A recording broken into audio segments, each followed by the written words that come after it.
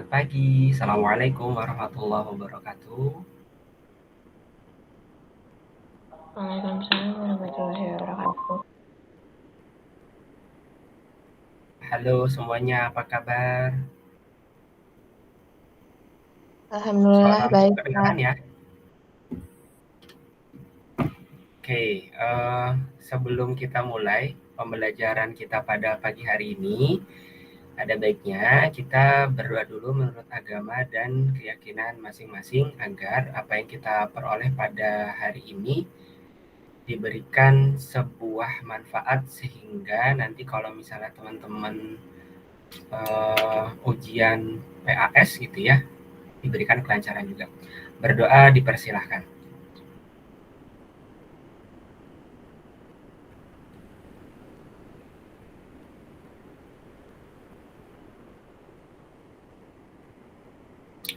Berdoa selesai.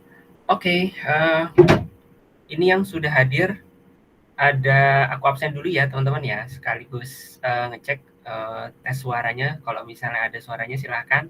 Yang pertama ada Drupadi Artanti Kusumo alias Tanti. Tanti apa kabar? Sehat? Oke, Tanti sudah. Kemudian ada Amira Azahra. Amira Azahra. Amira sehat, Amira? Alhamdulillah sehat, Kak. Sehat. Oke, kemudian ada Arya Setra Perdana Adil. Arya, sehat Arya? Sehat. Oke, kemudian tadi ada Anindya Safitri tiba-tiba keluar. Mungkin bermasalah dengan koneksi kali ya. Oke, nggak apa-apa. Sebelum tadi sudah berdoa kita ya. Sekarang kita akan lanjutkan pembelajaran kita untuk mata pelajaran ilmu pengetahuan sosial IPS terpadu. Kita akan bahas tentang atau akan bahas soal-soal ya, karena untuk materinya itu kita sudah habis. Materi untuk manusia dan interaksi keruangan itu sudah selesai. Manusia dan apa namanya, ya interaksi keruangan sudah selesai. Kemudian yang kedua materi tentang interaksi sosial juga sudah selesai, kemarin dibahas sama Kak Tifa ya. Sekarang kita akan bahas soal-soal terkait persiapan PAS atau penilaian akhir semester. Sebentar, Bapak share screen dulu ya.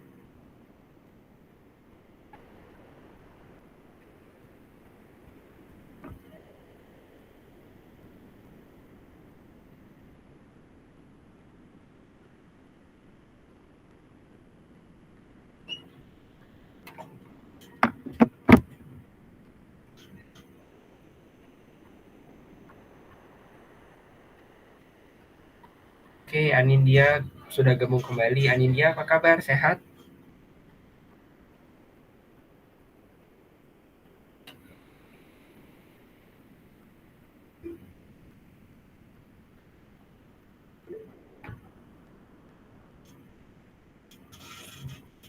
Oke, ini ya teman-teman ya. Kita hari ini akan bahas soal atau persiapan penilaian akhir semester PAS yang pertama, nomor 15 sampai dengan selesai. Oleh kakak, Kak Yuda Satrio Awangtoro, dipanggil Kak Yuda atau Kak Awang. By the way, sudah ngerjain semua belum di bukunya?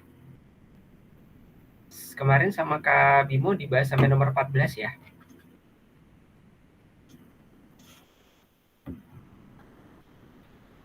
Kita lanjut ke nomor berikutnya, nomor 15. Mau coba dikerjain dulu atau mau langsung kita bahas, teman-teman?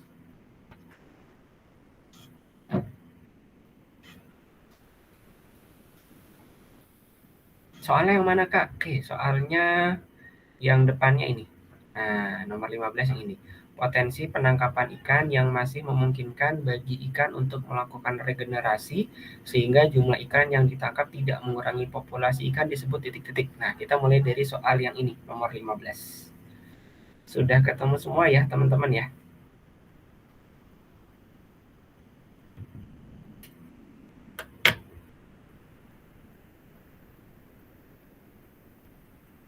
Boleh chatnya dulu. Alhamdulillah sehat kak. Kak mikrofonnya lagi bermasalah. Oke, nggak apa-apa nanti ya.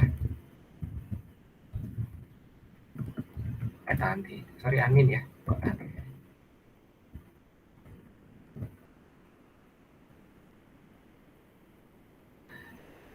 Oke, kita mulai ya teman-teman ya.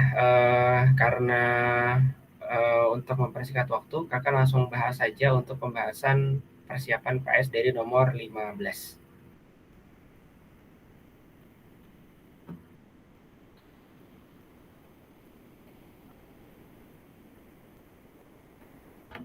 Oke, nomor 15. Potensi penangkapan ikan yang masih memungkinkan bagi ikan untuk melakukan regenerasi sehingga jumlah ikan yang ditangkap tidak mengurangi populasi ikan disebut titik-titik. A. Suaka ikan, B. Potensi lestari, C. Cagar laut, atau D. Potensi laut. Gitu. Nah, kalau misalnya teman-teman melihat soal seperti ini, gampangnya adalah kita cari tahu dulu kata kunci yang melekat pada si soal itu, gitu ya. Terlihat nomor 15 itu kita punya kata kunci apa sih? Sebentar ya, ini agak nge-lag apa namanya. Oke.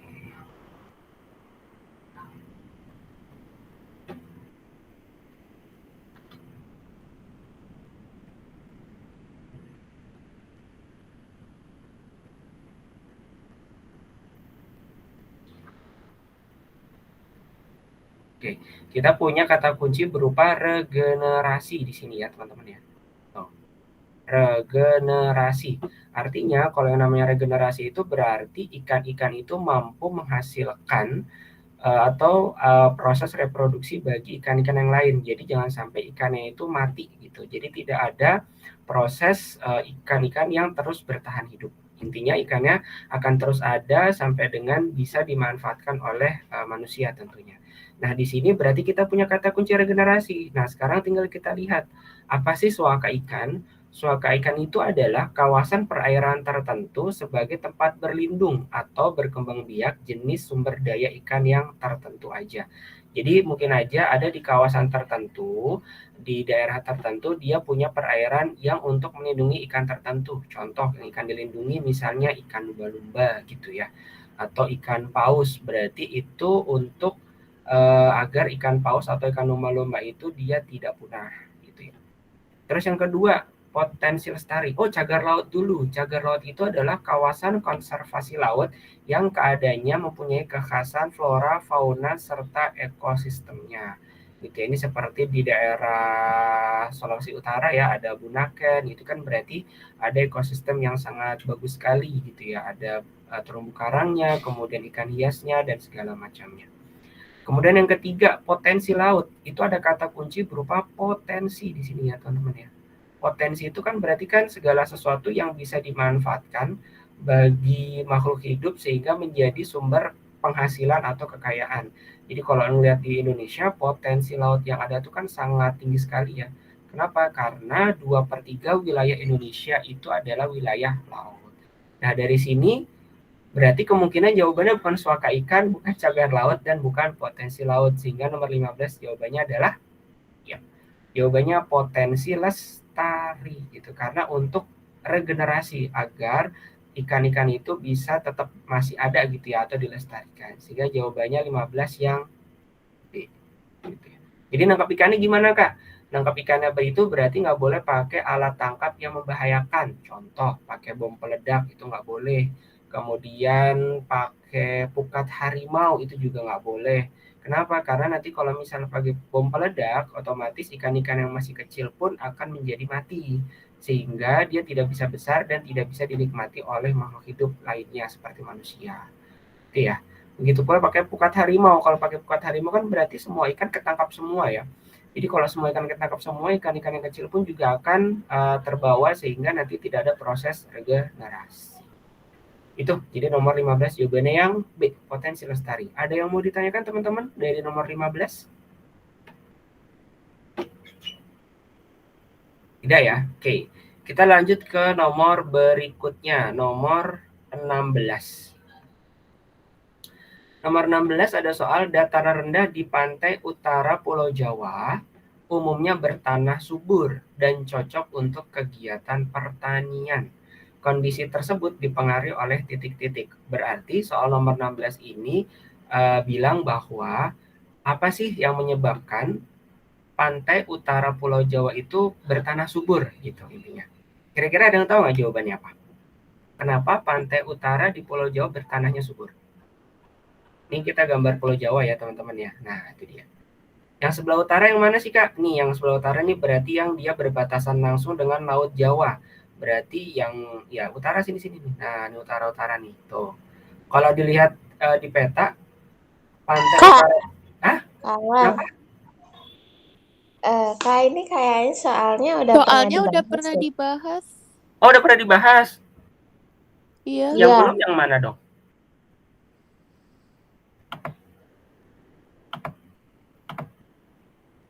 Yang terakhir sampai nomor berapa? Aku ngelanjutin kemarin kata sampai nomor 15. Yang belum nomor berapa yang belum?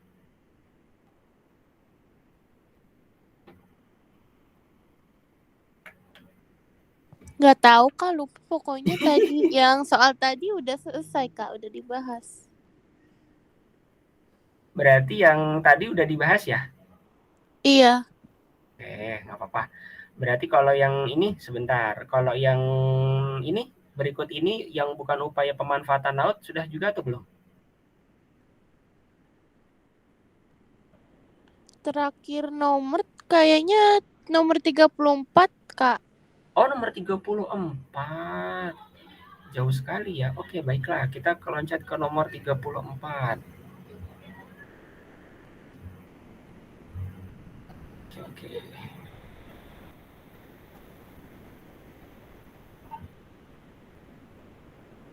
Nah, ini berarti ya teman-teman ya. Iya Kak. Ini yang ini sudah dibahas belum?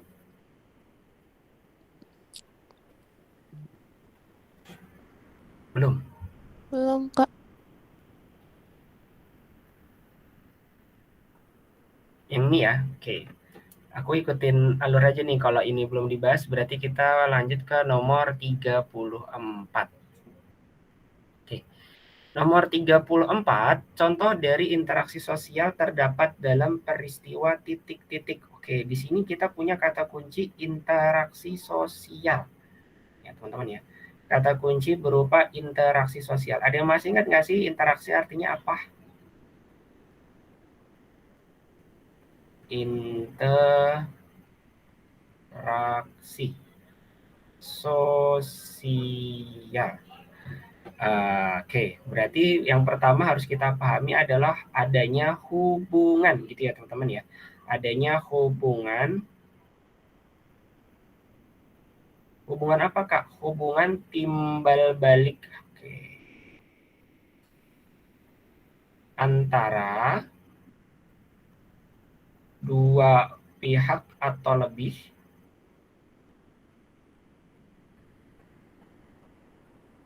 untuk mencapai tujuannya gitu ya teman-teman ya.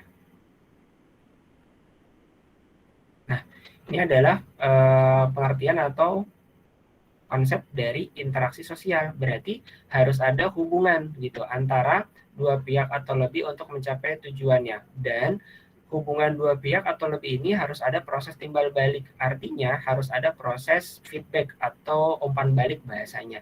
Jadi kalau misalnya kakak nih sekarang lagi ngajarin ke teman-teman semua materi IPS terpadu. Berarti hubungannya apa nih? Kakak sedang mengajarkan materi, kemudian tiba-tiba nanti di akhir penjelasan kakak tanya ke kalian, ada yang kurang paham atau ada yang masih bingung? Berarti itu kakak sedang menanyakan umpan balik dari kalian. Sehingga nanti kalian bisa ngejawab apa yang kakak sampaikan. Oh kak, nomor ini kurang ngerti deh. Nah berarti itu ada timbal balik antara kakak dengan Amira misalnya. Seperti itu. Jadi harus ada hubungan timbal baliknya. Tujuannya apa? Berarti kalau kakak menerangkan materi IPS terpadu, tujuannya adalah agar informasi atau ilmu yang disampaikan itu tersampaikan ke kalian gitu. Dan kalian sendiri ketika menanyakan materi yang kurang jelas, berarti tujuannya adalah agar pertanyaan yang disampaikan kalian itu terjawab oleh kakak gitu, sehingga kalian pun paham dengan apa yang belum dimengerti. Itu ya teman-teman ya. Berarti harus ada di sini syarat interaksi gitu ya. Berarti kalau ngomongin syarat interaksi, Yang C. Yang C, Kak. oh ya udah ada yang jawab yang C. Oke, berarti harus ada dua orang ya. Di sini harus ada dua orang. Pelakunya harus ada dua orang. Dua orang atau lebih pelaku. Terus harus ada tujuan, harus ada dimensi waktu, gitu ya teman-teman ya. Ini gampang materinya. Jadi kalau kita lihat nomor 34, Ika berdandan di depan cermin sendirian doang. Ini ngupas wortel, ngupas doang, emang dia mau ngomong sama wortel. Siti berbincang dengan adiknya. Oke, ini betul yang C ya teman-teman ya. Kemudian yang D, Ina belajar kimia di kamarnya, belajar sendiri. Jadi dia tidak ada interaksi dengan orang lain atau pihak lain. Betul, nomor 34 jawabannya yang C. Lanjut ya. Nomor berikutnya, 35. Ketika seseorang berinteraksi secara tidak langsung, seseorang tersebut melakukan proses sosial. Karena apa? Oke. Apa sih proses sosial gitu ya? Tadi kita udah ngomongin tentang interaksi. Kalau kita ngomongin interaksi kan berarti kita ngomongin tentang hubungan timbal balik antara dua orang atau lebih untuk mencapai tujuan. Sekarang kalau kita ngomongin proses sosial, jadi proses sosial itu adalah cara berhubungan yang dapat dilihat jika orang perorangan atau kelompok manusia saling bertemu dan menentukan sistem serta bentuk hubungan tersebut. Jadi ibaratnya kalau kita lagi kelas online, tiba-tiba orang tua kalian lagi ngelihat kalian belajar online gitu ya. Oh ternyata Arya lagi belajar online sama Kak Awang gitu ya. Berarti di situ ada proses sosial berupa belajar online yang dilakukan oleh siapa? Yang dilakukan oleh Arya beserta teman-teman yang lain di kelas 7 SMP Bimbel SG seperti itu. Itu namanya proses sosial. Nah, di situ bisa dilihat contoh dari proses sosial adalah mengobrol, diskusi, dan segala macam. Jadi ibaratnya ketika orang lain melihat gitu ya, kemudian dia bisa tahu, oh ini adalah proses yang terjadi di mereka bisa mengidentifikasi, oh mereka lagi ngobrol, mereka lagi diskusi, atau kadang-kadang bisa juga kan interaksi itu sifatnya yang disosiatif, mereka lagi berantem, mereka lagi cakar-cakaran dan segala macam. Gitu. Nah, sekarang kalau kita lihat, ketika seseorang sedang berinteraksi, secara tidak langsung seseorang tersebut melakukan proses sosial. Karena apa, teman-teman? Kira-kira. Ada yang bisa jawab? Nomor 35. Yang B. Yang B. Oke. Betul. Jawabannya nomor 35 yang B. Antara interaksi sosial dengan proses sosial itu punya keterikatan makna. Oke, di sini ada kata kunci keterikatan makna ya. Maknanya saling terikat gitu teman-teman. Jadi mirip-mirip gitu. Kalau misalnya interaksi itu adalah pelakunya, dua orang pelaku itu saling berhubungan timbal balik, kemudian proses sosial itu adalah ketika proses interaksi itu dilihat sama orang lain. Gitu. Jadi mereka punya keterikatan makna dari interaksi sosial dan proses sosial. Kita. Ada yang mau ditanyakan nomor 35 teman-teman? Lanjut. Bang ya. Ini kalau yang IPS terpadu untuk yang hubungan-hubungan sosial ini lebih mudah ya dibandingkan geografi kali ya. Oke, 30. Oh ini contohnya, ada gambarnya, proses diskusi gitu ya. Nomor 36. Nah, ini dia nih.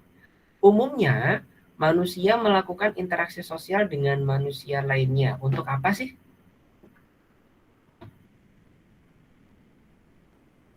Oke, untuk apa ya kira-kira ya? Yang D ya, Kak? Yang D. C. Pada kita tadi kan kita punya satu kata kunci. Kak, kalau interaksi sosial itu kan berarti setiap manusia ingin mencapai tujuannya masing-masing gitu ya. Berarti tadi kakak ketika menyampaikan ilmu kepada kalian, tujuannya adalah informasinya atau ilmu pengetahuannya sampai di kalian. Ketika kalian nanya ke kakak, Kak aku kurang ngerti nih, berarti tujuannya adalah kalian biar lebih paham materi yang disampaikan. Berarti dari masing-masing pihak itu mereka ingin mencapai apa? Kebutuhannya masing-masing gitu. Jadi jawaban tepat Yang C. yang C betul, untuk memenuhi kebutuhan hidupnya gitu.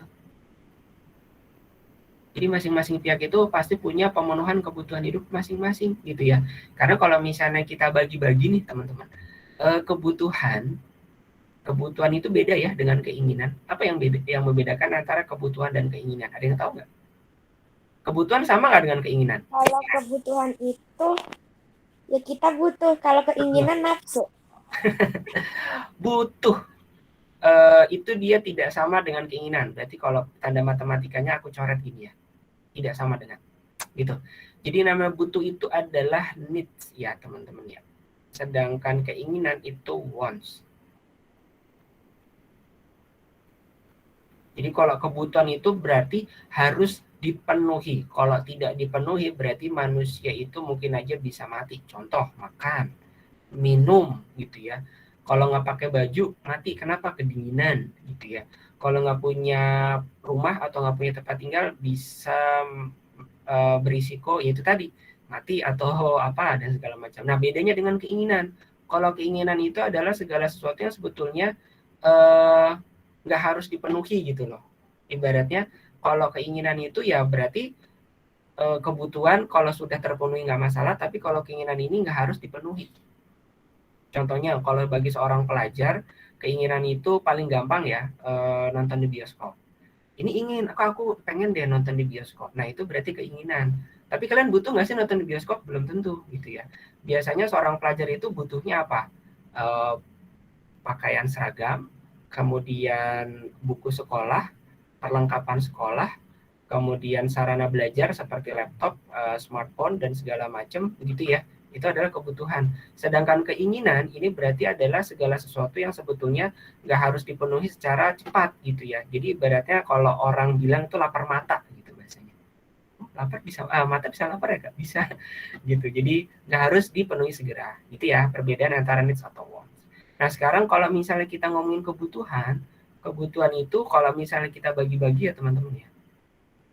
Ini kita bagi misalnya berdasarkan pertama intensitas. Nah, pernah dengar ya kalau misalnya kebutuhan kita bagi berdasarkan intensitas itu ada 3 jenis. Yang pertama kebutuhan primer. Ada yang tahu kebutuhan primer contohnya apa?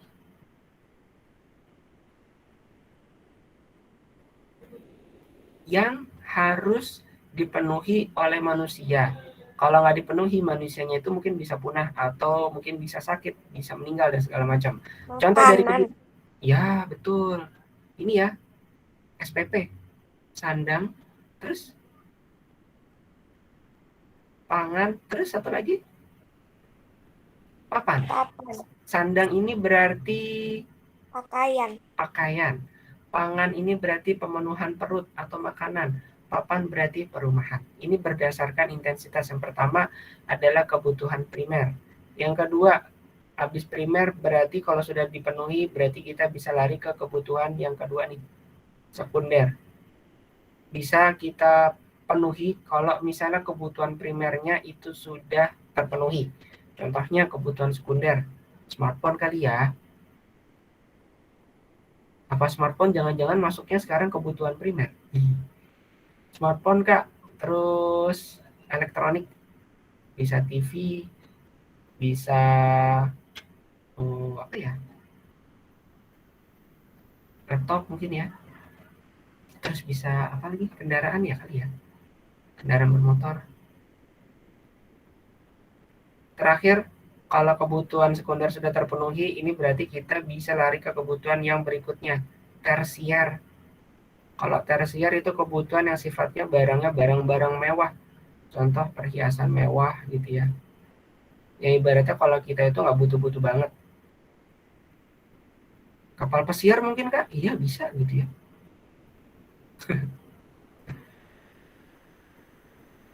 Kapal pesiar loh, luar biasa. Itu kalau berdasarkan intensitas teman-teman. Nah, nanti kalau misalnya kita bagi lagi berdasarkan waktu, kebutuhannya bisa kita bagi. Kalau waktu itu berarti kita bagi yang sekarang, lawannya sekarang apa? Masa depan. Contoh kebutuhan yang harus dipenuhi sekarang, ada yang tahu nggak?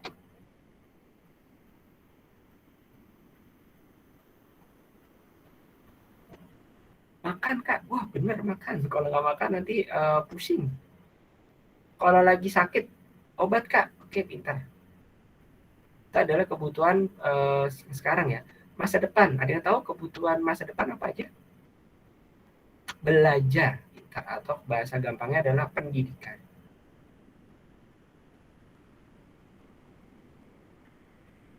Ada lagi nggak Kak? Ada, misalnya asuransi. Itu juga kebutuhan untuk di masa yang mendatang.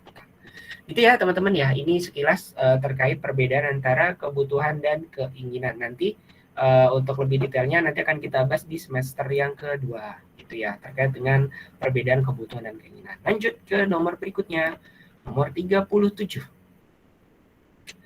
Oke, tindakan seseorang untuk meniru orang lain melalui sikap, penampilan, gaya hidup, atau bahkan apa saja dinamakan titik-titik. Asimilasi, kerjasama, imitasi, atau akomodasi. Ada yang bisa jawab?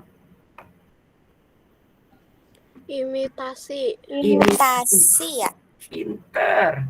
Gampangnya gini ya. Kamu beli barang di mana? Beli barang ini Kak, aku beli sepatu mereknya bukan Nike tapi Nike gitu ya.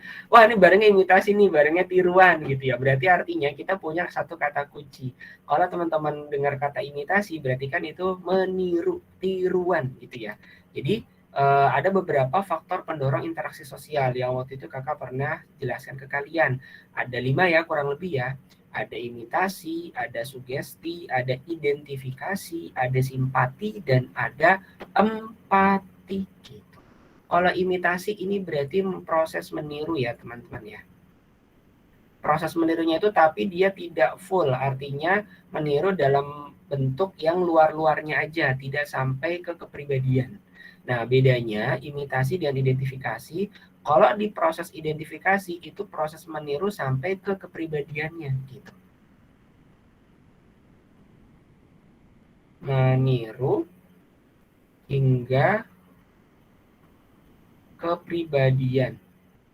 Jadi kalau misalnya kakak itu ternyata mengidolakan almarhum B.J. Habibie gitu ya. Ternyata kakak meniru meniru apa yang dipakai oleh almarhum B.J. Habibie, misalnya mulai dari peci, kacamata, batiknya, dan segala macam sampai dengan kepribadian beliau gitu. Kalau misalnya teman-teman pernah nonton film Habibie Ainun gitu ya, Pak Habibie itu ternyata kalau tidur waktunya tuh nggak banyak gitu, hanya maksimal 2 atau 3 jam aja. Ada yang sanggup nggak tidur cuma 2 sampai 3 jam? Minimal enggak ya, Kak, aku tidurnya lama. Sama, kakak juga sama, lama. Gitu. Itu adalah sampai dengan kepribadian. Jadi kalau bedanya imitasi dan identifikasi, kalau imitasi dia hanya luarnya aja, tapi kalau identifikasi berarti dia sampai ke dalam, artinya sampai ke kepribadian seseorang itu diikuti. Benar-benar jadi mirip banget. Kalau sugesti artinya apa? Ada yang tahu nggak? Pengaruh ya.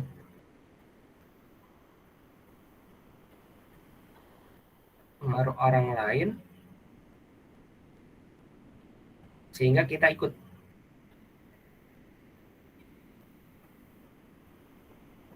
Contohnya kalau misalnya kita lagi ke dokter, kemudian dokter bilang, Bapak Yuda, ini obatnya diminum ya supaya cepat sembuh. Akhirnya kita punya suges kalau misalnya minum obat itu akhirnya cepat sembuh.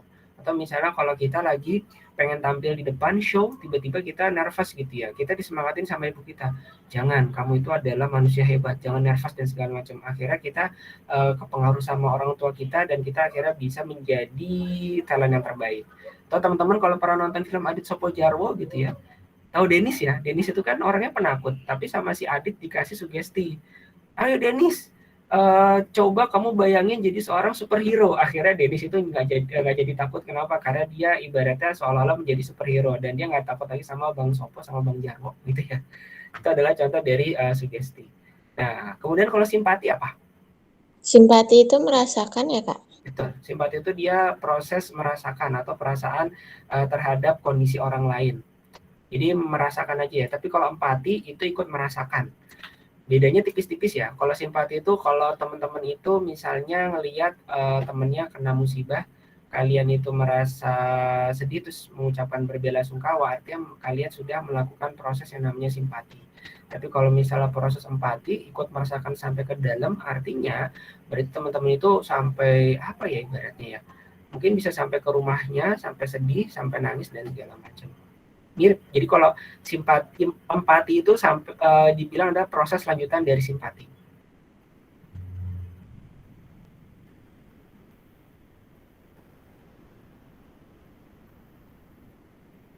Kalau simpati itu kan dia proses merasakan yang dirasakan orang lain. Kalau empati itu berarti proses lanjutannya.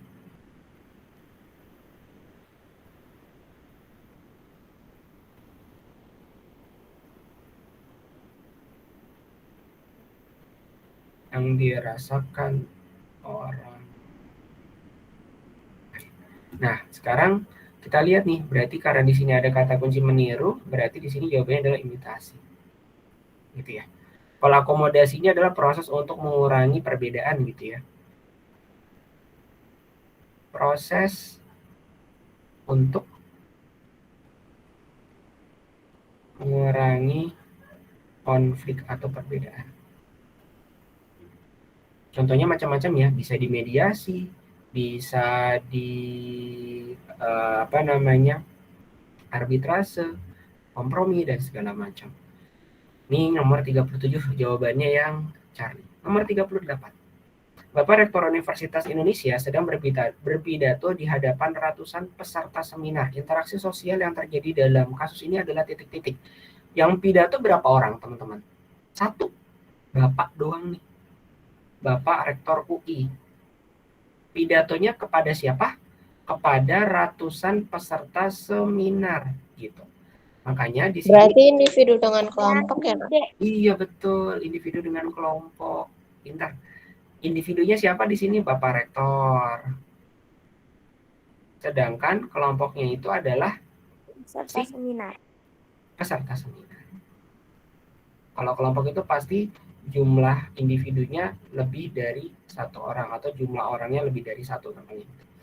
Kalau misalnya antar individu berarti antara 1 orang dengan orang yang lain gitu ya, 1 ketemu 1 gitu ngobrol. Antar kelompok itu contohnya paling gampang main sepak bola, itu berarti ada interaksi sosial yang terjadi. Pertandingan antara Persija sama Persib itu berarti antar kelompok.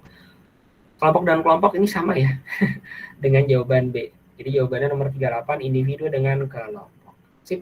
Lanjut ke nomor berikutnya, nomor 39. Oh ini dia materinya. Individu dan individu sudah, ini sudah, ini sudah. 39. Oh ini contohnya. Oke. Aktivitas penyaluran barang dan jasa dari produsen ke konsumen ditunjukkan untuk mendapatkan keuntungan. Oke, mendapatkan keuntungan. Kegiatan tersebut merupakan peran dari lembaga siapa? Teman-teman tahu ya lembaga sosial itu?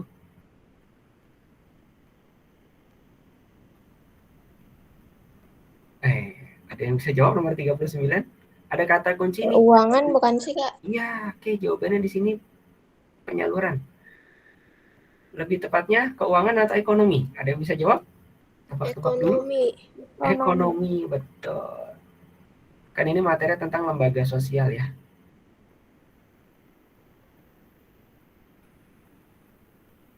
Lembaga sosial ini kan macam-macam, ada lembaga keluarga, ada lembaga ekonomi, ada lembaga politik, ada lembaga hukum. Jadi lembaga sosial itu adalah proses kelembagaan yang terjadi akibat adanya tadi yang pertama tuh proses interaksi sosial. Gitu. Nah, kalau dilihat nomor 39, ini kita punya kata kunci penyaluran barang dan jasa dari produsen ke konsumen. Jadi artinya ini ngomongin tentang lembaga ekonomi, teman-teman. Jadi kalau lembaga ekonomi itu pasti tujuan utamanya adalah untuk kepentingan ekonomi, menyejahterakan masyarakat. Nanti kebagi 3 nih proses ekonomi itu. Yang pertama itu adalah proses produksi. Yang namanya produksi berarti menciptakan atau menggunakan. Produksi barang. Pernah dengar kata produksi? Berarti proses menjual. Menciptakan. Ciptakan dulu ya. Atau menghasilkan gitu. Jadi misalnya kakak adalah seorang produsen sepatu, berarti proses yang terjadi adalah memproduksi sepatu gitu. Yang kedua, proses distribusi. Distribusi itu berarti proses yang sifatnya menyalurkan gitu. Menyalurkan apa, Kak? Ya menyalurkan barang yang telah tadi dihasilkan. Menyalurkan barang atau jasa.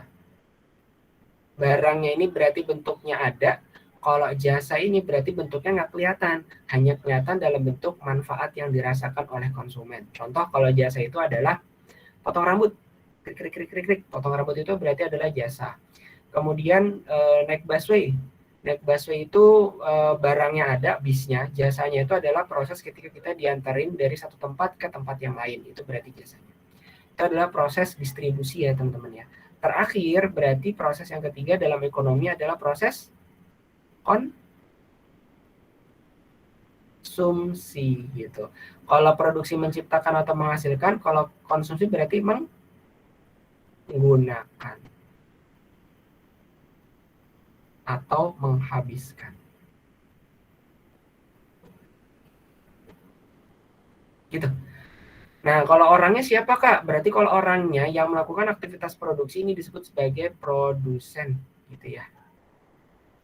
Berarti kalau distribusi, orang yang melakukan aktivitas ini kita sebut sebagai distributor. Kalau ini gampang ya, konsumen. Gitu. Oke, gitu ya, karena di situ ada kata kunci dia penyaluran, dan ini ngomongin berarti kalau dalam lembaga ekonomi ada 3 nih, proses produksi, distribusi, konsumsi. Berarti jawabannya yang lembaga ekonomi. Yang mau ditanyakan nomor 39, teman-teman? Enggak ada, Kak. Nggak ada. Lanjut ya ke nomor berikutnya. Oh, itu gambarnya. Gambarnya ketutupan. Sama tulisannya ketutupan sama gambar. Oke, nomor 40. Seseorang yang menang dalam pencalonan kepala desa ditengarai menggunakan kekerasan dan tekanan dalam pemilihan kepala desa. Kemenangan semacam itu disebut titik-titik. Oke. Ini gampang nih. Jawabannya apa? Nomor 40. Ini berarti kita ngomongin proses interaksi sosial yang sifatnya disosiatif. Interaksi sosial yang sifatnya disosiatif. Atau kalau disosiatif ini dia mengandung pertentangan ya teman-teman ya. Mengandung pertentangan. Berarti antara satu pihak dan pihak lain itu dia saling bertentangan. Ibaratnya kalau saling bertentangan itu mungkin ada rasa perbedaan antara satu pihak dan pihak lain. Contoh, proses interaksi sosial yang sifatnya disosiatif adalah yang pertama, kompetisi gitu ya. Karena kalau yang namanya kompetisi itu kan pasti ingin mencapai sebuah kemenangan. Artinya satu pihak dan pihak yang lain itu pasti akan saling menjatuhkan lawan atau saling yang ngalahin gitu. Kalau misalnya berkompetisi di dalam sebuah pertandingan sepak bola, berarti harus ada yang menang, harus ada yang kalah. Kalau nggak ada yang kalah gimana, Kak? Seri. Oh ya, berarti itu berarti salah satu proses di mana masing-masing pihak saling mengakui keunggulan lawannya. Seri berarti nggak ada yang menang ya. Berarti kompetisi. Yang kedua ada proses yang namanya apa? Selain kompetisi, kontravensi. Kalau tadi yang namanya kompetisi ini adalah proses untuk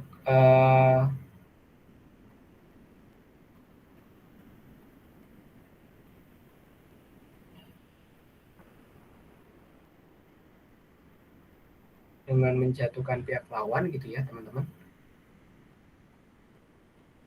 Menjatuhkan dalam tanda kutip ya. Menjatuhkan tuh bukan kita di sliding terus jatuh, bukan, diselengkat bukan. Tapi ibaratnya dikalahkan pihak lawan. Sedangkan kalau misalnya yang namanya kontravensi, ini lebih ke arah rasa tidak suka terhadap orang lain.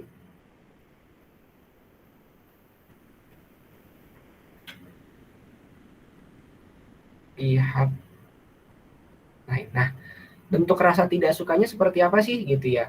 Bisa aja rasa tidak sukanya itu digibahin gitu ya. Digibah itu diomongin, kemudian dikasih fitnah, dikasih rumor, dikasih desas-desus, itu namanya bentuk kontravensi.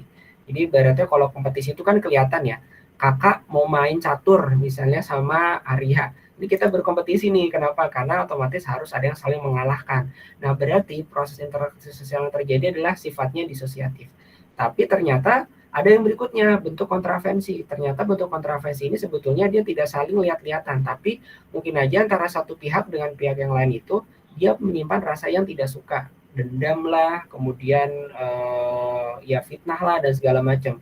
Dia tidak saling langsung ketemu, tetapi di situ ada perasaan yang disembunyikan.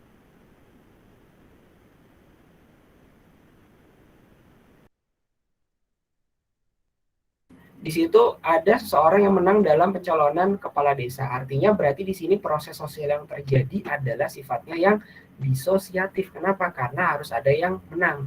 Gitu. Tapi di sini ada kata kunci ditengarai atau diduga menggunakan kekerasan. Kalau ditengarai ini berarti belum tentu ya teman-teman ya. Kemudian ada bentuk tekanan. Nah berarti Jawabannya apa nih? Demokratis sudah pasti bukan. Kalau demokratis itu berarti pemilihan kepala desa yang berlangsung secara adil, jujur, terbuka, tanpa ada tekanan dan segala macam. Yang D dong, Kebetulan, Kak, iya betul kontravensi. yang D, kontravensi. Kalau akomodasi kan tadi udah kakak sering bilang ya, proses untuk mengurangi perbedaan dengan cara macam-macam. Bisa mediasi, bisa arbitrase, gitu ya, bisa rekonsiliasi dan segala macam. Jadi jawaban nomor 40 yang delta, kontravensi. Percaya teman-teman ya.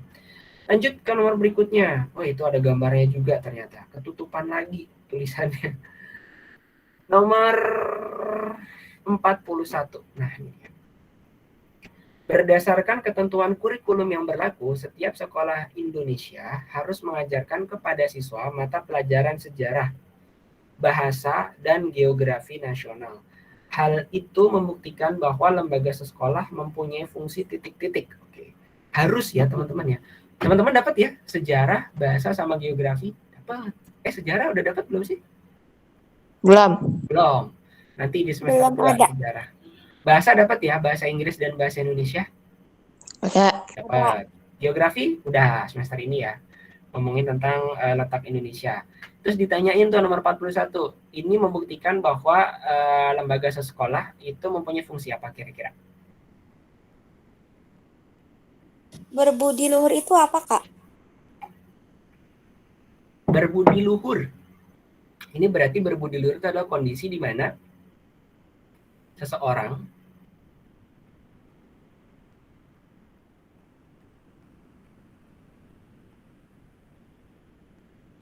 mencintai negaranya sesuai dengan landasan negara yang berlaku, gitu ya.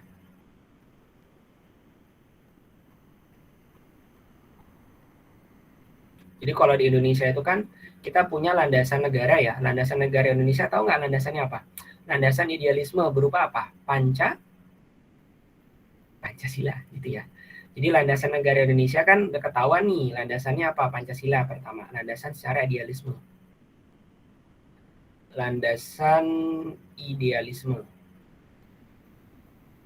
Pasti teman-teman hafal dong ya Pancasila ya. Ketuhanan yang Maha Esa, kemanusiaan yang adil dan beradab, persatuan Indonesia, kerakyatan yang dipimpin oleh hikmat, kebijaksanaan dalam permusyawaratan perwakilan. Yang 5, keadilan sosial bagi seluruh rakyat Indonesia. Artinya di sini kalau misalnya membentuk generasi yang berbudi luhur, berarti kita sesuai dengan landasan negara Indonesia, yakni Pancasila. Berarti ketuhanan yang Maha Esa, berarti orang Indonesia itu harus memiliki agama masing-masing sesuai dengan kepercayaan yang masing-masing. Kemudian kemanusiaan yang adil dan beradab, berarti artinya sesama manusia itu harus memperlakukan dengan sesuai dengan kondisinya, diperlakukan dengan benar gitu, jangan sampai diperlakukan dengan tidak baik gitu ya. Kemudian persatuan Indonesia, harus menjaga keutuhan negara kesatuan Republik Indonesia gitu. Terus yang keempat ngomongin musyawarah. Apa? Itu yang negara sesuai dengan landasan waktu yang itu apa itunya? Oh, yang berlaku. Tulisanku mepet ya. Aku ulang deh, di sini aku iris. Yang berlaku.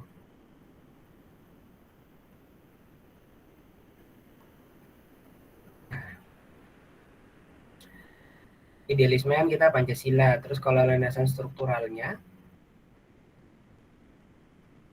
landasan struktural itu berarti ini dia turunan atau lanjutan gampangnya dari landasan yang paling besar ini. Kalau Pancasila ini kan dia hanya ada 5 sila atau 5 sila berarti ya 5 yang dirumuskan atau yang dijadikan idealisme negara. Landasan struktural ini berupa undang-undang dasarnya nih. UUD 45 gitu teman-teman. Pasal-pasalnya banyak ya. Teman-teman nanti bisa cek dulu kalau misalnya nanti belajar di PPKN Undang-Undang Dasar 45 kita sekarang ada pasalnya itu sampai kalau kagak nggak salah pasal 36 apa 37 gitu. Semua diatur dari pasal 1 sampai pasal 36. Tapi yang teman-teman nggak boleh lupa kalau ngomongin tentang agama dan yang tidak pernah diamandemen atau tidak pernah diubah adalah pasal 29. Jadi sudah jelas ya. Kalau lihat jawaban yang A, mengembangkan bakat dan minat siswa ini sepertinya kurang tepat ya teman-teman ya. Karena bakat dan minat itu biasanya itu tidak prosesnya tidak harus Bakat dan minat itu biasanya prosesnya itu adalah timbul dari diri masing-masing siswa. Jadi kalau teman-teman itu punya bakat nyanyi, biasanya nyanyi itu timbulnya dari diri masing-masing, tidak dipaksain gitu. Kalau misalnya teman-teman punya bakat melukis, biasanya dari diri masing-masing itu sudah gampang gambar dan segala macam. Kalau dipaksain itu biasanya bakatnya itu nggak akan bisa muncul. Itu yang jawaban yang bisa kita eliminasi. Mengembangkan bakat dan minat siswa itu kurang tepat. Kemudian yang C, mewariskan kekayaan budaya masyarakat. Apakah betul kekayaan budaya masyarakat? Ini juga kurang tepat ya. Kenapa? Karena di sini nggak ada proses pewarisan budaya gitu. Kalau yang namanya pewarisan budaya, mewariskan berarti harus ada proses yang dilakukan terlebih dahulu. Jadi namanya proses pewarisan kebudayaan, aku tulis di sini nggak apa-apa ya di atas ya. Jadi kalau misalnya ada proses pewarisan kebudayaan, ini biasanya dibentuk dengan proses yang namanya sosialisasi. Sosialisasi itu adalah proses pembentukan kepribadian sehingga masyarakat itu sesuai dengan norma dan nilai yang berlaku. Termasuk ada proses pewarisan kebudayaan juga. Contohnya yang paling gampang apakah? Misal kalau misalnya sosialisasi dari keluarga. Keluarga itu kan proses tempat ruang lingkup yang paling kecil. Paling gampangnya gini. Kalau kita itu harus ngomong sama orang tua itu secara santun, secara sopan, itu ada proses sosialisasi namanya. Berarti ada proses pewarisan kebudayaan. Jadi nanti kalau teman-teman ketemu sama orang yang lebih tua, karena di keluarga sudah diajarin ngomongnya harus pelan dan santun, berarti nanti kalau ketemu sama orang lain di luar keluarga, itu akan ngebentuk proses yang sama gitu gampangnya. Itu namanya proses sosialisasi. Jadi ada pewarisan kebudayaan. Itu ya. Oke, berarti tinggal jawaban yang B atau yang D, menjaga kesatuan dan integrasi bangsa. Teman-teman tahu nggak sih arti integrasi?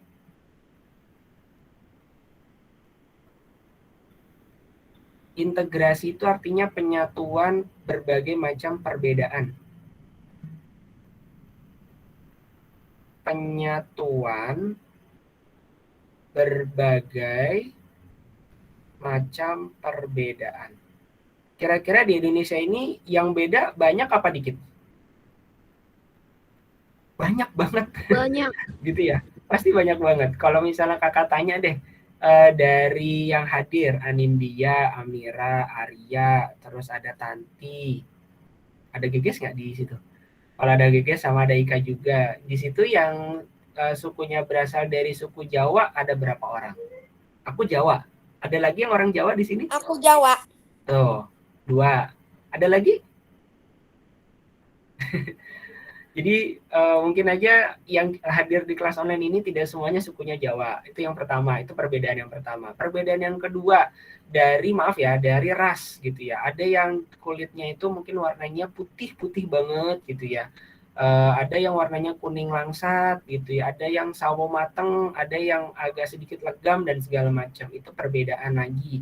Yang ketiga, perbedaan dari sisi keyakinan. Ada yang agamanya Islam, ada yang Nasrani, Protestan Katolik, kemudian ada Hindu, Buddha, ada yang agamanya menganut aliran kepercayaan tertentu, itu juga ada.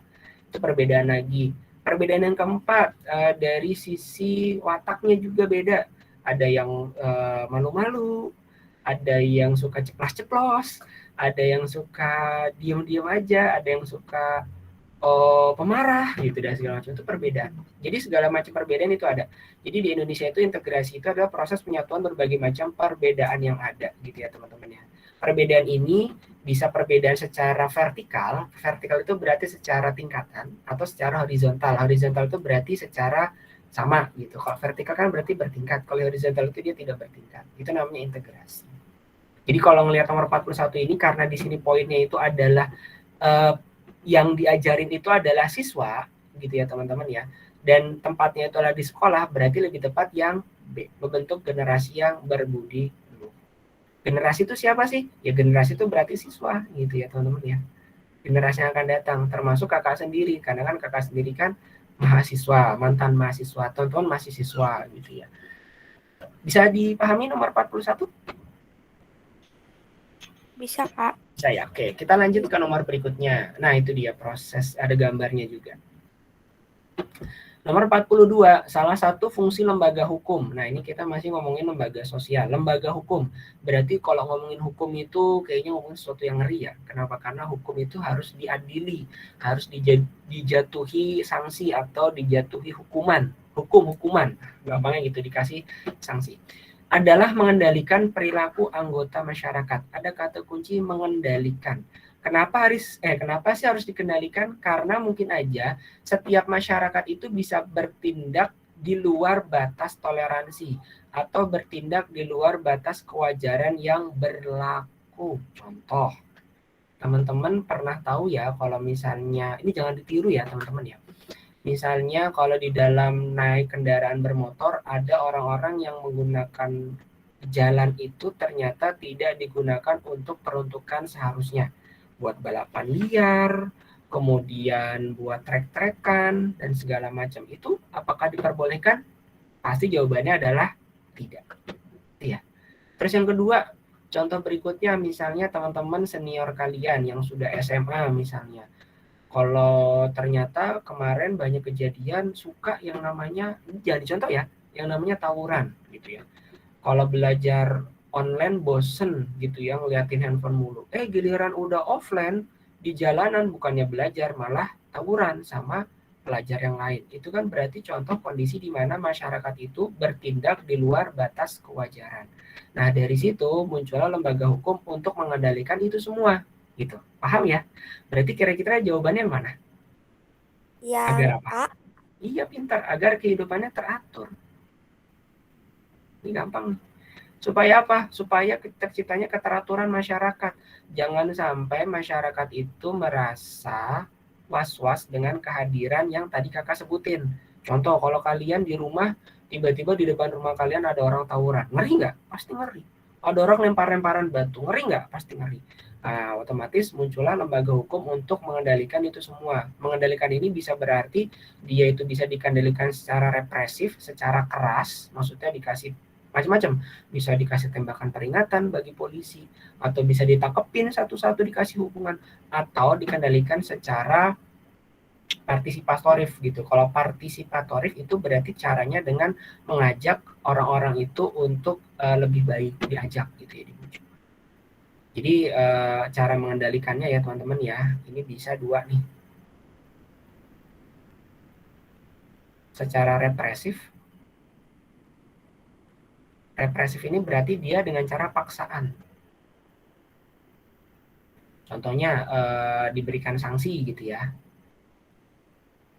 Diberikan sanksi pakai K.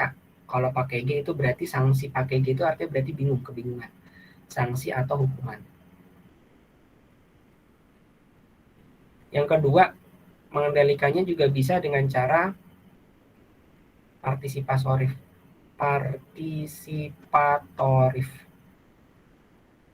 Asal kata dari partisipasi gitu ya, berarti dengan cara mengajak orang yang bersangkutan agar kembali tertib, garis miring teratur. Gitu ya. Contohnya dengan cara persuasi gitu ya. Tidak boleh, maksudnya tidak boleh tawuran atau diajak tobat segala macam. Kurang lebih seperti itu. Paham ya teman-teman ya? Itu adalah lembaga hukum. By the way, contoh lembaga hukum ada yang tahu nggak siapa aja? Ada yang tahu nggak? Contoh lembaga hukum itu contohnya siapa? Yang orang-orang yang suka pakai baju warna coklat, pihak apa tuh namanya? Kepolisian. Pintar. Ini contoh lembaga hukum ya. Kemudian selain kepolisian ada pengadilan. Bedanya apa sih Kak antara polisi dan pengadilan? Kalau polisi biasanya sifatnya penyidikan. Nanti kalau ke pengadilan berarti dia bisa memutuskan apakah orang ini bersalah atau tidak gitu. Jadi orang-orang yang ditangkap di kepolisian kemudian ditahan di selnya itu, ditahan di penjara polisi itu belum dilakukan proses pengadilan. Jadi masih dalam bentuk nunggu pengadilan kira-kira orang ini bersalah apa tidak. Percaya Kita lanjut ke nomor berikutnya. Oh ini ada tuh, contohnya Bapak polisi yang lagi nilang atau lagi ngapain itu ceritanya. Nomor 44. Berkembangnya perbankan syariah di berbagai tempat di Indonesia pada saat ini merupakan contoh pengaruh lembaga agama terhadap perkembangan lembaga apa? Ada yang tahu? Ada dua kata kunci, syariah sama perbankan ya. Lembaga ekonomi. Ekonomi. Ya, betul jawabannya lembaga ekonomi. Perbankan ini gampang. Perbankan ini contoh lembaga ekonomi. Lembaga ekonomi contohnya bank. Berarti kalau bank ini kira-kira barang yang hasil yang diberikan kepada masyarakat atau hasil yang ditawarkan kepada masyarakat produknya berupa barang atau jasa? Pasti berupa jasa, gitu ya. Bank itu berarti dia ini jasa ya. Jasa penyimpanan uang. Jadi kalau teman-teman itu punya uang, uangnya itu ternyata jumlahnya banyak daripada disimpan di dalam mana? Celengan atau di bawah bantal, lebih baik disimpan ke bank aja gitu. Kenapa? Karena katanya lebih aman gitu ya. Kenapa lebih aman? Karena mungkin aja ditaruh di dalam brankas besar yang itu anti rayap sama anti kebakaran. Kalau ditaruh di rumah mungkin aja kalau nanti rumahnya sudah tidak Kak, dilihat lagi. emang bank itu anti kebakaran ya? Brankasnya. Kan ada brankas gede. Brankas itu kan dia tempat besi gitu kan dia anti kebakaran. Brankasnya ya, bukan banknya ya. Itu anti kebakaran. Kalau kita nyimpan duit di rumah ditaruh di lemarinya terus dari kayu pasti dirayapin. Teman-teman pernah dengar nggak sih berita? Ada orang nyimpan duit dari tahun berapa, tiba-tiba duitnya tuh nggak ditengok-tengok, pas ditengok udah sebagian kemakan sama rayap gitu. Uang kertas pula, ya pasti uang kertas. Nggak mungkin uang logam Uang mahal. Itu namanya bank gitu. Nah itu teman-teman kalau yang sudah punya buku tabungan yang dari orang tuanya itu alhamdulillah keren. Kenapa? Karena berarti sudah diberikan masa depan yang cukup baik. Jadi masa depannya bisa lewat dari buku tabungan yang diberikan. Nah kalau misalnya kita nabung di bank itu yang didapat apa selain rasa aman? Yang kedua didapat berupa bunga. Bunga itu adalah bagian yang diberikan oleh bank ketika kita nabung di bank. Gitu. Nah, kalau kita nabung di bank tunai setorannya stabil 1 juta sebulan, itu mungkin aja duitnya nanti nggak usah dilihat-lihat, biasanya akan ada bunganya. Jadi bunganya itu adalah tambahan duit yang sudah kita tabung. Misalnya bunganya 2% Kak, oh ya berarti nanti bunganya adalah 1 juta kita kalikan 2%. Gitu. Berarti dapatnya berapa? 20.000. Jadi nanti tabungan kita jadi 1.020.000. Itu ya teman-teman ya. Itu namanya perbankan, jasa penyimpanan uang. Nah, kemudian ada kata syariah. Syariah ini berarti ibaratnya aktivitas atau kegiatan masyarakat yang berlandaskan agama, terutama agama Islam gitu ya.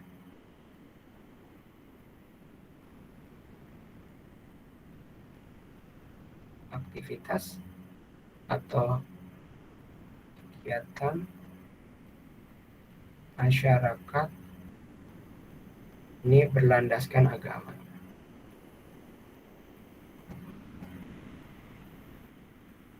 Buka kurung, tutup kurung, agamanya Islam gitu ya. Nah, karena agama Islam ini kalau ngomongin perbankan itu tidak boleh ada yang namanya sistem riba atau sistem bunga, otomatis nanti bank syariah itu hadir dengan tidak memberikan sistem bunga. Namanya kita ganti dengan sistem bagi hasil gitu ya. Jadi kalau misalnya bank konvensional, ini sedikit pengetahuan ya teman-teman ya. Bank konvensional itu nanti ngasih bagiannya itu berupa bunga. Tapi kalau misalnya bank syariah, karena di Islam itu tidak boleh ada namanya sistem bunga, otomatis nanti di sini sistemnya adalah bagi hasil atau profit sharing.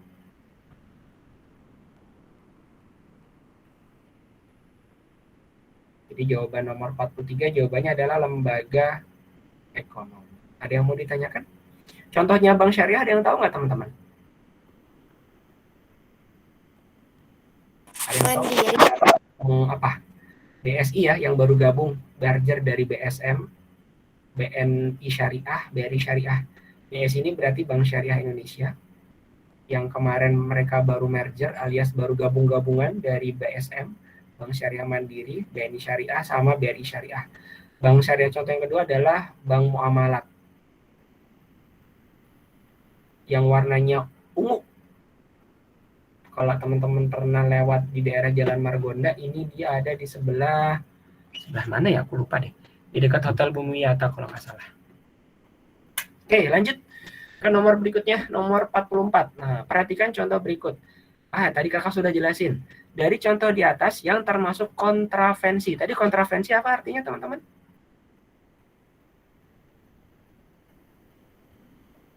Rasa tidak suka ya, Rasa yang tidak suka disembunyikan. terhadap orang lain. Yes, betul.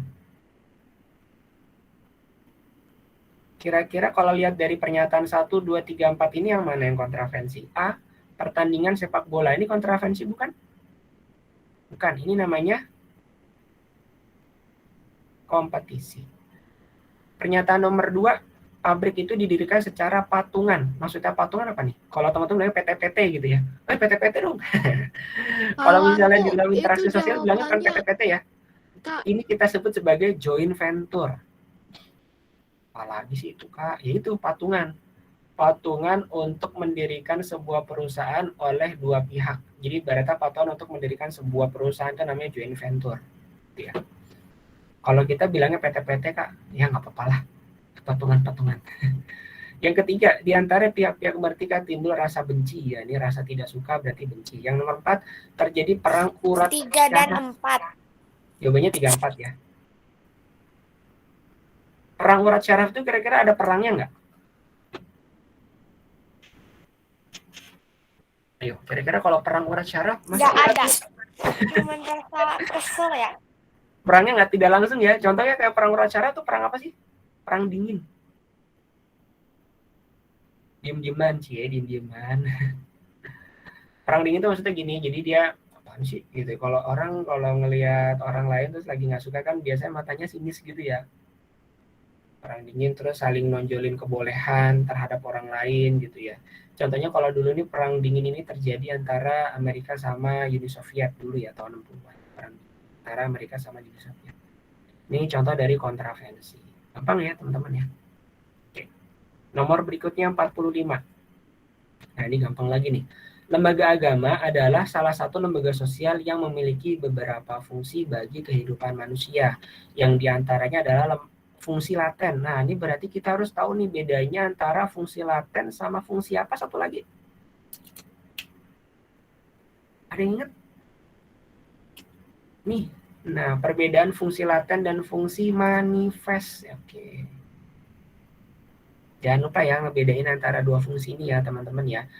Fungsi laten itu adalah fungsi nyata. Tersembunyi. Kebalik. Kalau manifest yang nyata. Jadi perbedaan laten dan manifest. Kalau manifest itu adalah yang nyata. Jadi fungsi nyata atau fungsi manifest adalah fungsi yang disadari. Jadi ibaratnya orang itu sadar bahwa tujuan pembentukan lembaga ekonomi ini adalah untuk mensejahterakan orang. Berarti disadari. Dan itu menjadi harapan bagi banyak orang. Contohnya kalau misalnya didirikan kepolisian atau polisi itu sebetulnya tujuannya apa sih? Ya tujuannya untuk memberikan rasa aman dan nyaman di dalam kehidupan bermasyarakat. Itu adalah fungsi nyatanya. Tapi fungsi latennya apa nih? Yang tidak disadari. Kadang-kadang tidak sadar bahwa polisi ini menjadi alat sebagai apa misalnya? Alat sebagai backingan orang. Backingan itu maksudnya pelindung orang lain gitu. Backinganmu siapa atau pelindungmu siapa? Misalnya saya temannya Pak Polisi ini nih, jadi dia merasa aman. Nah itu berarti fungsi yang tersembunyi, yang kadang-kadang orang itu tidak sadar dan itu bukan menjadi tujuan utama bagi banyak orang. Itu perbedaan gampangnya. Atau perbedaan berikutnya antara fungsi laten sama fungsi manifest adalah di sekolah. Gampangnya kalau di sekolah itu fungsi nyatanya itu adalah transfer ilmu pengetahuan. Kenapa? Karena ketika di sekolah pasti diajarin proses belajar dari guru ke muridnya atau ke siswa. Itu adalah fungsi nyatanya. Fungsi tersembunyinya atau latennya adalah adanya proses-proses kelas sosial yang selalu ada gitu. Maksudnya di sekolah itu kan pasti ada orang yang secara kelas sosial atau secara kepemilikan uangnya itu ada yang kaya, ada yang sedang, ada yang menengah ke bawah gitu ya. Itu adalah proses mempertahankan kelas sosial, itu berarti fungsi laten yang ada di sekolah. Jadi sebetulnya di sekolah itu kadang-kadang kalau gaul gitu ya, kalau lagi bergaul teman-teman ada yang suka milih-milih nih. Aku kayaknya lebih senang gaul sama dia deh. Kenapa? Karena kan kita satu teman yang sama. Atau karena apa? Karena papa kita kan kerjanya bareng-bareng di tempat ini. Nah, itu berarti fungsi laten gitu. Tapi kalau fungsi nyatanya adalah ketika guru itu memberikan ilmu pengetahuan, itu berarti fungsi nyata. Itu beda ini gitu ya, teman-teman.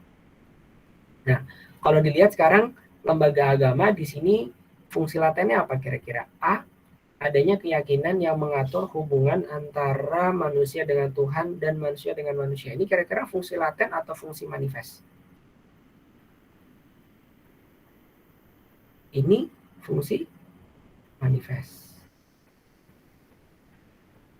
Manifest ya, kenapa? Karena kan di sini disadari dan menjadi harapan orang banyak. Kenapa? Karena di sini keyakinan yang mengatur hubungan antara manusia dengan Tuhan. Ini pasti fungsi manifest. Tujuan utamanya kan itu, dibentuk lembaga agama. Yang B, lembaga agama berfungsi untuk membentuk kelompok sosial. Nah, di sini ada kata kunci kelompok sosial. Artinya berarti di sini kalau contoh kelompok sosial, misalnya dari yang agama Islam dulu ya. Banyak kelompok-kelompok agama yang terbentuk dari agama Islam. Contoh, ada NU, lembaga NU. Tahu NU? Nahdlatul Ulama. Terus ada Muhammadiyah. Terus ada apa lagi ya? Yang kakak tahu sih ini ya, yang paling gede ya. NU, Muhammadiyah itu adalah kelompok-kelompok sosial yang terbentuk dari lembaga agama. Terus kalau di agama Kristen, ada juga nih. Sebutannya HKBP ya. Hunian Kristen Batak Protestan. Ini berarti isinya orang-orang yang beragama Protestan dan memiliki suku Batak Sumatera Utara. Mereka memiliki kelompok sendiri, HKBP sebutannya. Atau ada lagi mungkin kakak nggak terlalu tahu sisanya apa ya, tapi yang kelihatan tuh HKBP gitu. Nah, ini berarti agama berfungsi untuk membentuk kelompok sosial. Ini kira-kira fungsi manifest atau fungsi laten? Ini fungsi laten, teman-teman. Kenapa? Karena sebetulnya agama itu dibentuk bukan untuk jadiin ada NU, Muhammadiyah, ada HKBP dan segala macam. Kenapa? Karena fungsi agama yang utama yang menjadi harapan orang banyak itu adalah pertama mengatur hubungan antara manusia sama Tuhan. Itu yang pertama nih.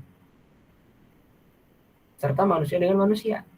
Yang kedua, adanya ritualnya nih, ritual keagamaan. Nah, ritual keagamaan teman-teman sudah tahu ya.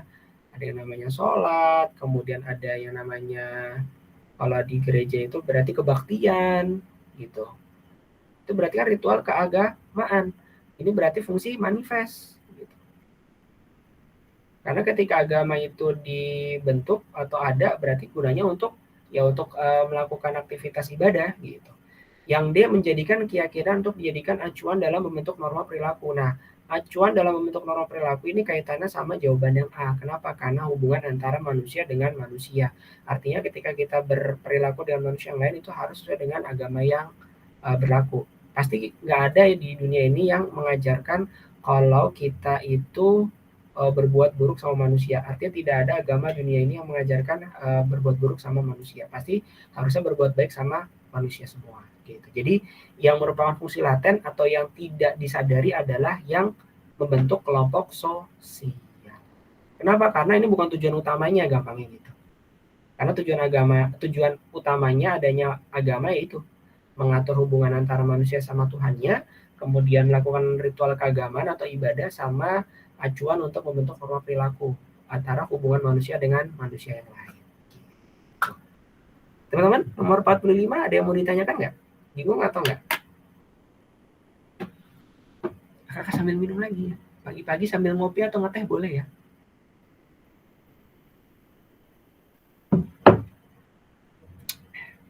Bisa? Nomor 45.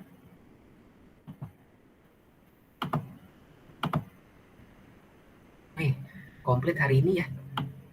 Oh, yang nggak masuk Ika ya? Oke, kalau nggak ada lanjut lagi ya teman-teman ya. Kita lanjut ke nomor berikutnya, ke nomor 46.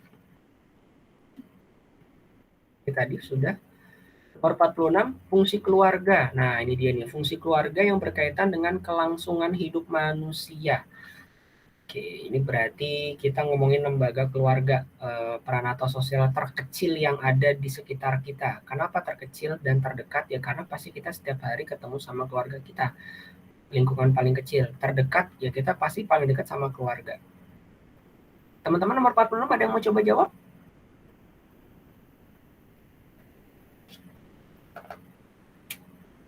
Ini ada kata kunci apa sih? Kelangsungan hidup ya. Jadi artinya agar manusia ini terus ada. Manusia terus ada, sama ya kalau terus ada artinya berarti tidak punah gitu ya. Gimana caranya agar manusia itu harus selalu ada dan tidak punah? Berarti si manusia ini dia melakukan proses yang namanya pintar, reproduksi gitu ya. Artinya berarti pasti memiliki keturunan gitu. Yang D ya, Kak? Yap, betul. Yang D. Melanjutkan keturunan. Kalau orang tua kita dulu gitu ya, teman-teman coba cek ke orang tua masing-masing pasti punya anaknya banyak. Seperti orang tua kakak dari ayah atau dari bapaknya, bapak kakak itu punya 8 bersaudara. Ibu kakak itu punya 7 bersaudara. Berarti kakak itu punya pakde atau paman banyak gitu ya. Ada berapa tuh? Berarti 8 tambah 7, 15. 15 dikurang 3, dikurang 2 karena kan orang tua masing-masing. Berarti punya 13 saudara kandung dari ibu dan bapak. Banyak ya 13.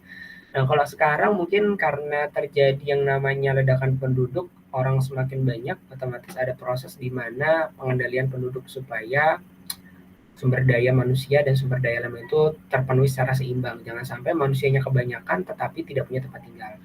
Hanya teman-teman sekarang itu kebanyakan keturunannya atau punya anaknya itu tidak lebih dari 2 atau 3 gitu. Seperti kakak itu cuma 2 bersaudara dan kakak sudah punya keluarga itu baru punya 2 putri gitu. Iya. Lanjut ya teman-teman ya. Nomor 46 jawabannya D, melanjutkan keturunan. Nomor 47. Nah, tadi kita sudah bahas fungsi manifest dan fungsi laten. Masih ingat nggak fungsi manifest itu yang disadari atau tidak disadari?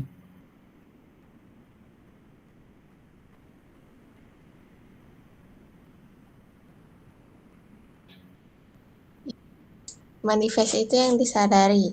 Yes, berarti yang disadari ya. Dan menjadi harapan orang banyak.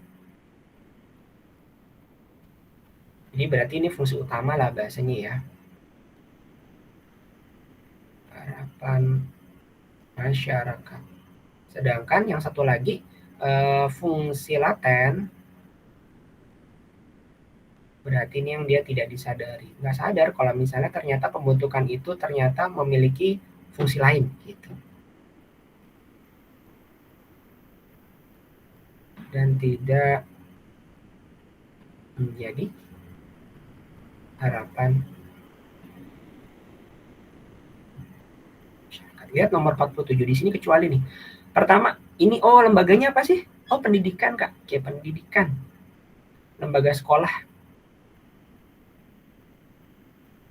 SD, SMP, SMA gitu ya. Perguruan tinggi.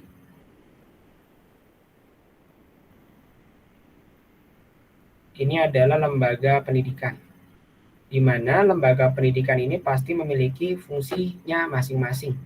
Yang paling gampang kalau perguruan tinggi itu adalah pasti mempersiapkan anggota untuk mencari nafkah. Ini betul.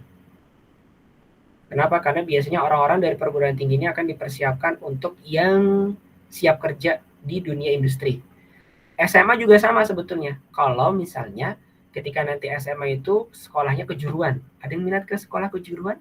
Sekolah menengah kejuruan. Artinya berarti dia sudah fokus pada kejuruan atau bidang ilmu masing-masing. Contoh, kalau teman-teman cowok lebih doyannya itu ngotak-ngatik mesin, berarti dia bisa masuk ke sekolah menengah kejuruan yang bagian mesin atau otomotif. Kalau teman-teman yang perempuan itu lebih suka nulis-nulis, nyatet-nyatet, ngitung-ngitung, berarti dia suka ke sekolah menengah kejuruan ke bagian administrasi perkantoran atau akuntansi gitu.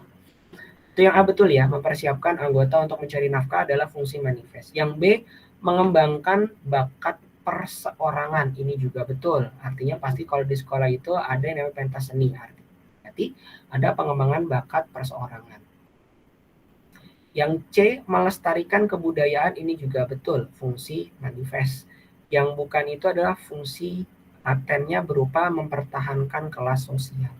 Jadi kalau yang namanya kelas sosial ini berarti adalah pembagian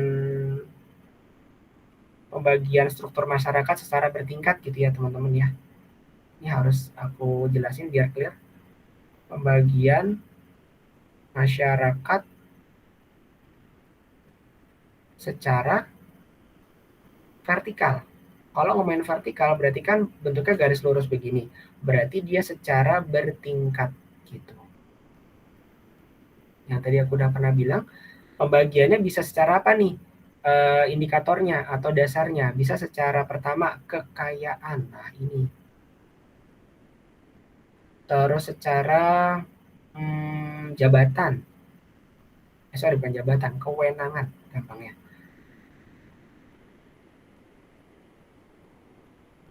Kewenangan. Kak, kalau yang secara kekayaan contohnya gimana nih? Contohnya begini. Jadi kayak misal ada piramida gini biasanya. Lapisan sosial atau kelas sosialnya. Kelas atas, kelas menengah, kelas bawah gitu ya.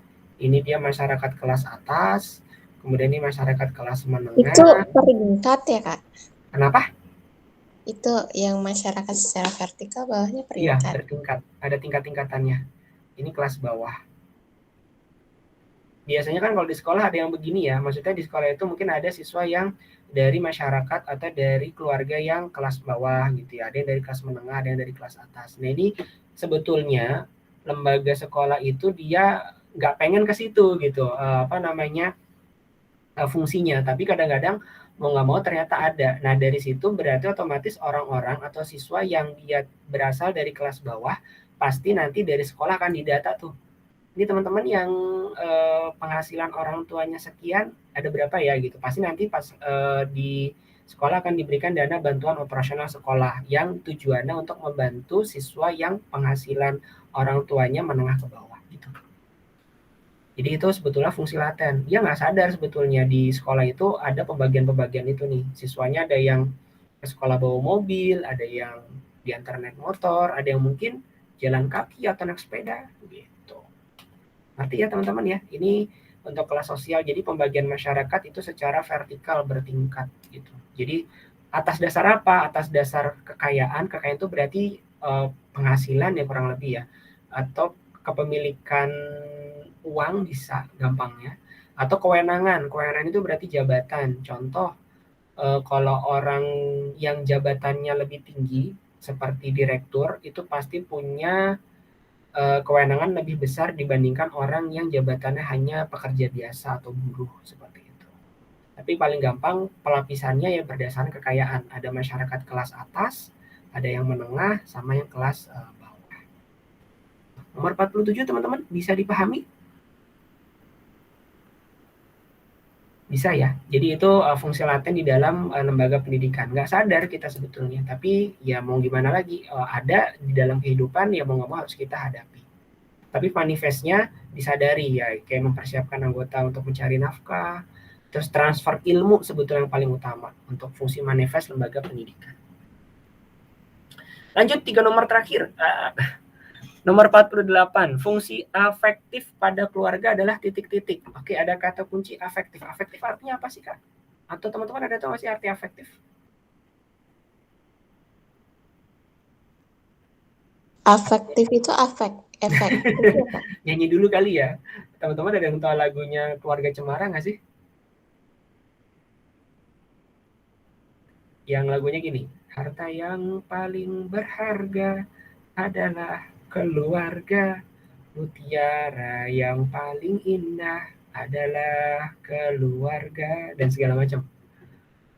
Gak usah dilanjutin ya, suara kakak nggak bagus. Oke, joke sedikit nggak apa-apa. Nah, jadi sebetulnya di keluarga itu mau bagaimanapun keluarga kita gitu ya, mau bagaimanapun adik kandung kita, kakak kandung kita, sebetulnya itu adalah orang terdekat di wilayah kita gitu ya. mau gimana pun orang tua kita pun gitu ya, mau galak kayak gimana pun keluarga kita atau orang tua kita, yaitu orang anggota keluarga kita gitu teman-teman. Jadi curhat ya nggak? Enggak curhat sih. Jadi di lembaga keluarga itu ada beberapa fungsi teman-teman. Nah ini yang fungsi kelihatan. Lihat ya. Yang pertama itu ada fungsi reproduksi. Ini sudah tadi kita bahas ya. Yang namanya reproduksi itu berarti untuk melanjutkan keturunan. Pintar. Reproduksi itu berarti untuk keturunan kata kuncinya. Jadi jangan sampai ketika kita berkeluarga itu kita punah gitu ya. Harus ada keturunannya. Kayak kemarin Raffi Ahmad ya sama Nagita Slavina mau punya bayi lagi gitu ya. Berarti adiknya siapa tuh? Rafathar. Berarti Raffi Ahmad sama Nagita Slavina sedang melakukan fungsi keturunan. Yang kedua, fungsi sosialisasi. Tadi sosialisasi artinya apa teman-teman? Pewarisan ya. Pewarisan nilai norma. Jadi kalau misalnya nanti keluarga itu sudah ngajarin yang benar, ya berarti teman-teman harus ngikutin. Dan biasanya sosialisasi yang pertama itu ada di pihak keluarga gitu. Kita nggak boleh ini, nggak boleh itu, harus hormat dan segala macam. Itu datangnya dari keluarga. Gampangnya kalau di rumah itu, yuk bangun pagi. Nah itu berarti sosialisasi berupa nilai. Nilai berupa apa? Jadi sebetulnya bangun pagi itu adalah sesuatu yang baik yang diajarin sama orang tua kita. Meskipun kadang-kadang itu kita suka mager ya bangun pagi. Oke, nah yang berikutnya ada fungsi afeksi. Afeksi itu artinya apa tuh? Afeksi itu berarti adanya rasa kasih sayang. Pemberian kasih sayang kepada anggota keluarga. Fungsi ekonomi. Ekonomi itu berarti pemenuhan kebutuhan hidup.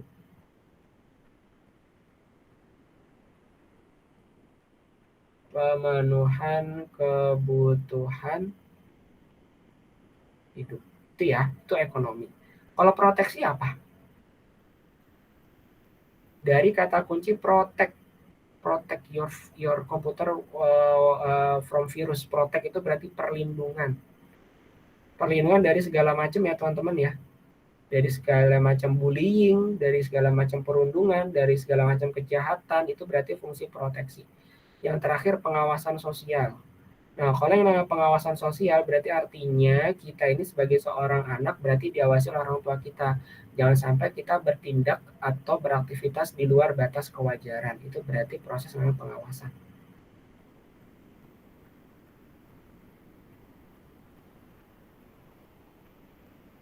Mengawasi anggota keluarga.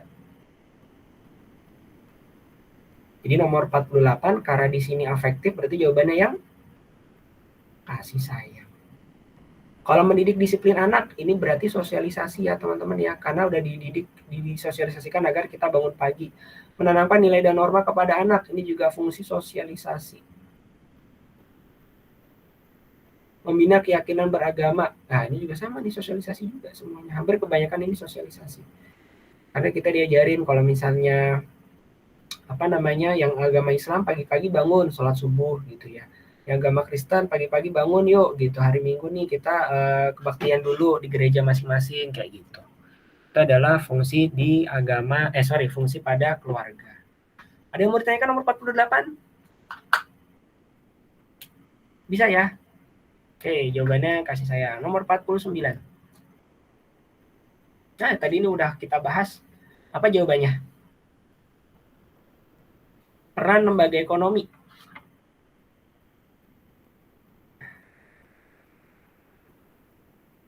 Membentuk kepribadian, kontrol pribadi dan masyarakat, menciptakan ekonomi yang tangguh, atau sarana mencerdaskan bangsa. Ya? Ada kata ekonomi, ada kata ekonomi. Yang mana? Ya udah, jawabannya yang C ya. Menciptakan ekonomi yang tangguh. Ekonomi apa sih Kak? Ya pokoknya ekonomi itu aturan rumah tangga lah ya. Ntar teman-teman akan belajar di semester 2. Ekonomi ini artinya adalah aturan rumah tangga. Aturan rumah tangga. Kenapa harus diatur? Karena yang pertama, kebutuhan manusia tidak terbatas. Gitu. Kebutuhan manusia tidak terbatas. Kok nggak terbatas, Kak? Iyalah, coba aja teman-teman kalau lagi belanja ke mall. Mall. Pasti ketika dia atau kita lagi belanja, kayaknya beli ini bagus deh. Udah beres beli nih. Kayaknya beli ini bagus deh, Mah. Kayaknya beli ini kayaknya bagus deh. Terus beli aja. Artinya kebutuhan manusia itu nggak terbatas, teman-teman. Kita udah seneng sama yang namanya beli makanan, beli pakaian ini, beli pakaian itu, beli pakaian ini, dan segala macam. Tapi kita tidak pernah merasakan kepuasan. Artinya kita tidak pernah terbatas. Tapi nanti akan dikondisikan atau disandingkan dengan alat pemenuhan kebutuhan terbatas. Nah, ini kondisi yang berbeda ya. Kalau yang di atas ini adalah kebutuhan manusia tidak terbatas, jadi manusia itu artinya tidak pernah rasa puas. Artinya di sini manusia tidak pernah mencapai rasa puas. Manusia tidak pernah mencapai rasa puas. Bener dong. Dulu handphone cuman SMS aja udah bagus. SMS. Ya SMS ya dulu ya. Kemudian sekarang handphonenya udah canggih lah ya, udah bisa WhatsApp, udah bisa video call. Kayaknya ada yang kurang deh. Akhirnya bikin aplikasi TikTok, bisa joget-joget sendiri, nyanyi-nyanyi sendiri, itu kan. Artinya apa? Artinya ketika pemenuhan untuk handphone ini, manusia itu nggak pernah rasa puas. Pengen yang dicari, apalagi yang dicari, dan segala macam. Tapi kondisi yang terbalik adalah alat pemenuhan kebutuhan terbatas. Maksudnya apa, Kak, alat pemenuhan kebutuhan? Alat pemenuhan ini yang terbatas contohnya adalah paling gampang ya, sumber daya alam gitu. Terbatas dong sumber daya alam kita. Yang terbatas itu paling gampang kelihatannya itu apa? Minyak bumi kan gitu. Terbatas minyak bumi.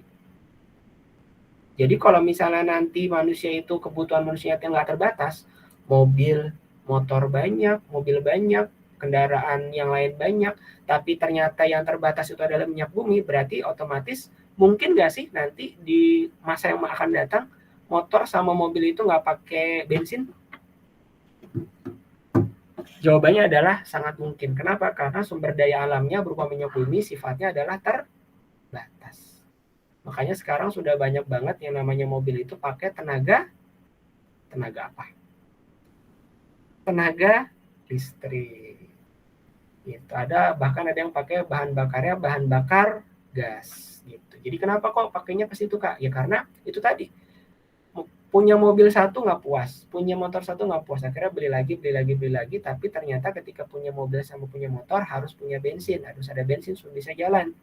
Tapi bensinnya terbatas, ya otomatis nanti kemungkinan akan muncul yang namanya dua kondisi ini ya teman-teman ya.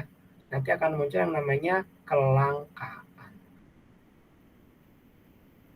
Kenapa bisa kelangkaan? Karena proses yang si terbatas ini. Itu ya. Jadi nomor 49 kondisi ekonomi seperti itu. Jadi nanti kita akan belajar tentang ekonomi di semester 2 di bulan Januari. Nomor 50, nomor terakhir nih teman-teman. Sebelum kakak tutup. Seperangkat aturan yang mengatur manusia dengan Tuhan disebut peranan apa? Atau lembaga sosial apa?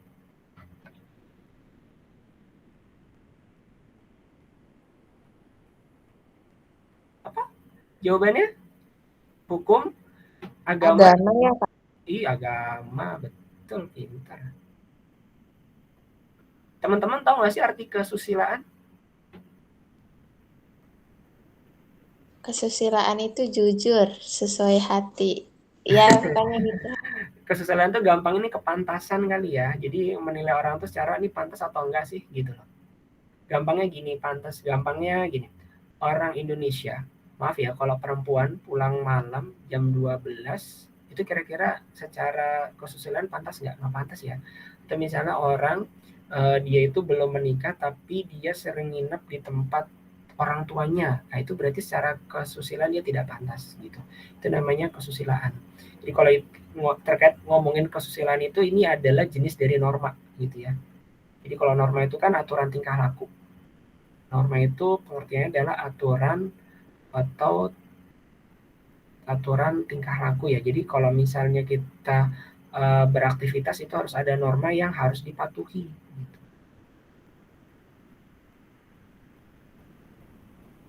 Norma apa aja Kak? Ada norma agama gitu ya. Jadi harus matuin agama gitu. Terus ada norma kesopanan, ada norma kesusilaan, sama terakhir ada norma hukum. Yang paling kuat itu adalah pasti norma hukum. Kenapa? Karena dia akan dikenakan sanksi langsung. Tapi yang paling dasar banget itu adalah norma agama. Karena apa? Karena dia berkaitan langsung dengan Tuhan si penciptanya gitu. Jadi hukumannya langsung datang dari Tuhan langsung. Gitu. Jadi kita sudah selesai bahas yang prediksi yang pertama, teman-teman. Jadi nanti untuk pertemuan berikutnya kita akan bahas yang prediksi kedua. Gimana? Soalnya gampang, sulit, mudah? Semoga gampang ya. Jadi nanti untuk berikutnya yang prediksi kedua, teman-teman coba dikerjain dulu di rumah. Nanti kalau yang ngajar bisa Kakak, bisa Kak Bimo, atau Kak Tifa, biar lanjut langsung di nomor pertama dan sudah dikerjakan di rumah masing-masing. Gitu. Baik, teman-teman, terima kasih karena sudah 90 menit, sudah jam 10:30. Semoga pembelajaran hari ini bermanfaat. Kakak tutup, semoga teman-teman selalu sehat. Selamat siang. Assalamualaikum warahmatullahi wabarakatuh. Waalaikumsalam warahmatullahi wabarakatuh. Makasih Kak. Ya, sama-sama. Sehat-sehat Masih, semuanya. Kak. Ya.